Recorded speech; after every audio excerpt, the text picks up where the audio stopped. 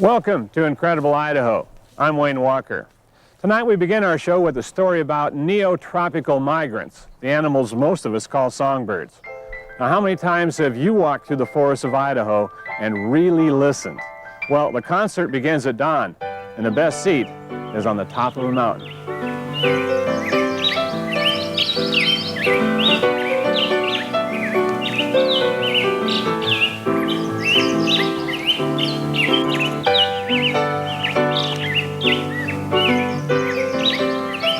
It's nothing better than being able to walk through the woods and being able to identify everything you hear around you.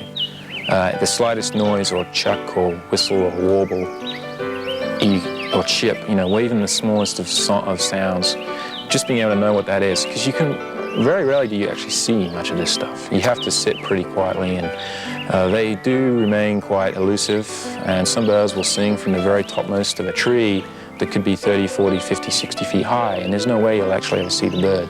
But it's just a great feeling to know everything that you're hearing around you.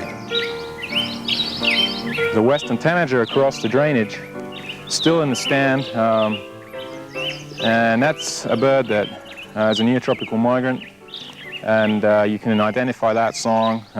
It's a very quick, robin-like song, but very raspy. Sounds like a robin with a sore throat.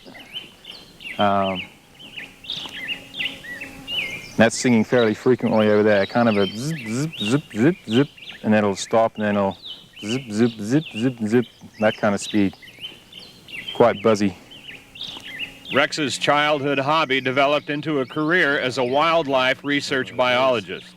This morning, he's conducting a point count. It's a standard scientific technique used by research biologists to survey songbird populations. Understandably, there's a problem trying to count something you can't see. So instead, biologists rely on their sense of hearing. It works like this. A series of points are chosen in a study area. About an hour after sunrise, the researcher stands at one of these designated locations and simply records every bird he hears within 50 meters during a 10-minute period. This must be done at intervals throughout the nesting season and for several years in a row in order to develop an accurate record.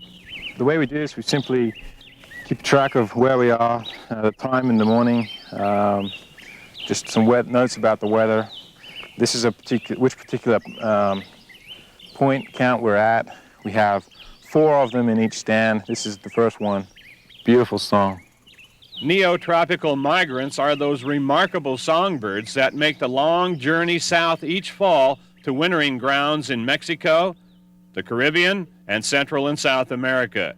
In the spring, they return here to areas like this in the United States and Canada to breed and raise their young. Recently, there's been some concern that populations of these neotropical migrant species may be declining.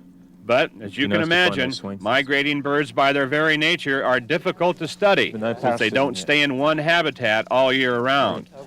The objective of this research project is to determine what these various bird species require in terms of breeding habitat to be successful at nesting and raising healthy young.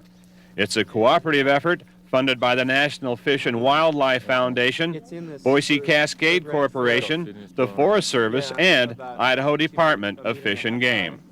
But we follow the birds to the nest because they'll either bring food to the young or to the female incubating, or they'll be making the nest if they have nest material. Simply surveying the birds doesn't tell biologists whether the bird has been successful at nesting. So, in addition to point counts, the scientists are conducting nest searches. Best time to nest search is right now, early in the morning. Obviously the young haven't been fed all night. They're hungry. This is the most active time as far as birds bringing food into them. The biologists have spotted an Oregon dark-eyed junco in the tree. It's a male, and he's carrying food for the nestlings. This species is a resident bird. It doesn't migrate, but rather spends the whole year here in Idaho. A search of the ground nearby uncovers a small nest hidden beneath a log. 3 very young nestlings in here, probably just a couple days old.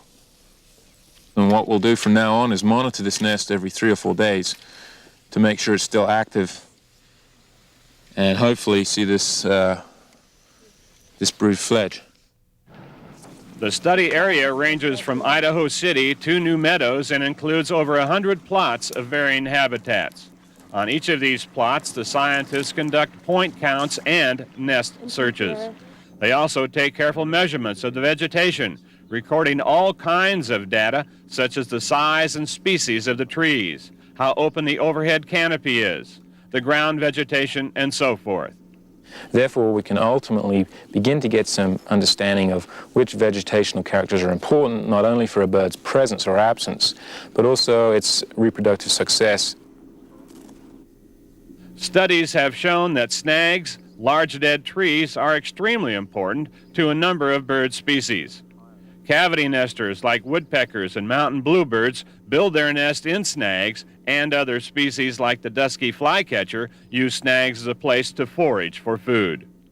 I think everybody agrees, well, I know everybody agrees snags need to be left. The big debate is how many to leave. How many snags of a particular size does a particular bird species require?